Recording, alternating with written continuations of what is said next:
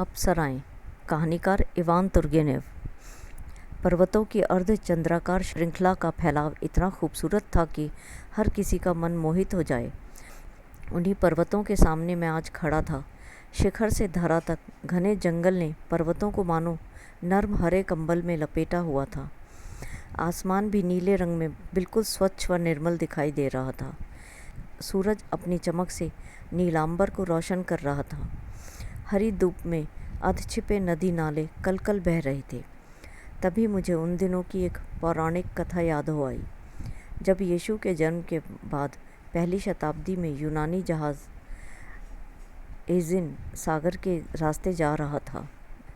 मध्याह्न समय था, मौसम भी शांत था। अचानक मल्लाह के पास बैठे किसी यात्री ने कहा, जब टापू के पास से गुजरो तो ऊंची आवाज़ में चिल्लाना, महान पैन मर गया।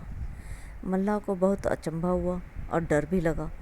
जब जहाज़ टापू के पास से गुजरा, वो चिल्ला उठा, महान पैन मर गया।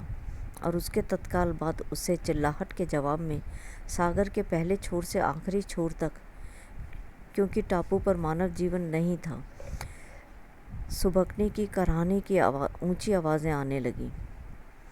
देर तक विलाप करने की आवाज़ें आती रहीं, वो मर गया, महान पैन मर गया। यही पौराणिक कथा फिर याद हो आई और एक बड़े ही अनूठे विचार ने मेरे दिमाग में जन्म लिया। क्या होता अगर मुझसे आवाज़ लगाने को कहा जाता? मगर मेरा मन क्योंकि हर्ष से भरा हुआ था, आसपास सारा वातावरण भी उल्लसित था। मैं मृत्यु के बारे में तो सोच भी नहीं सकता था। मैं अपनी पूरी ताकत से चिल्लाया, वो अमर है, महान पैन अमर है।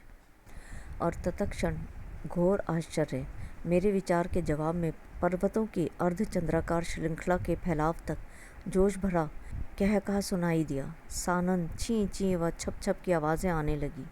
वो अमर है, पैन अमर है की तरुण सरसराहट सुनाई दी। फिर अचानक हंसी के ठहाकों ने मुझे सूरज की किरणों से कहीं ज़्यादा चकाचौंध कर दिया। कहीं दूर से आती उतावली पदचाप कुछ कुछ सुनाई देने लगी।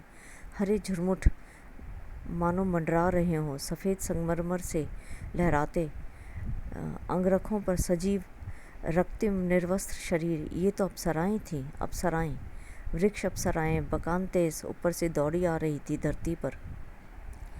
वो सभी एक साथ जंगल की सीमाओं पर दिखाई दी। उनकी जुल्फ़ों के लच्छे ईश्वरीय कांधों पर लहरा रही थीं, सजीली बाहों में हार व झांझ लिए हुए थी और हंसी के बुलबुले, दिव्य हंसी की तरंगे रह रहकर सुनाई दे रही थी। उन सबसे आगे उनकी देवी है, ऊंचा कद व अति रमणीय है।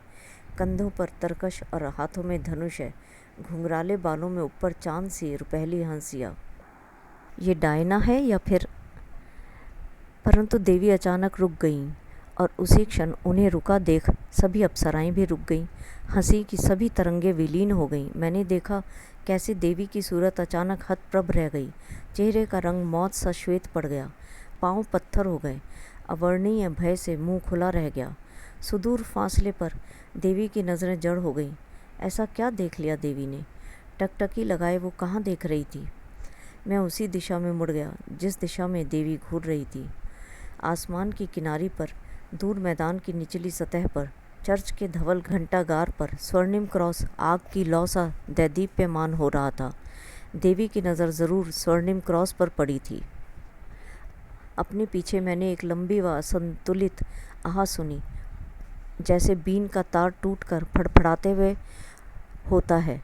और मैं जैसे ही एक बार फिर पीछे मुड़ा, अप्सराओं का कहीं कोई नामो निशान नहीं था। घना जंगल पहले जैसे हरा भरा जगमगा रहा था और अलग अलग जगहों पर पेड़ों की शाखाओं के जाल बिछे थे। उन्हीं के बीच सफ़ेद रंग के गुच्छे पिघलते हुए प्रतीत हुए। शायद ये उनके अंगरखे थे या फिर घाटी से उठ रहे वाष्पपुंज, ये मैं नहीं जानता। मगर मुझे अफसोस है कि देवियाँ लुप्त हो गईं।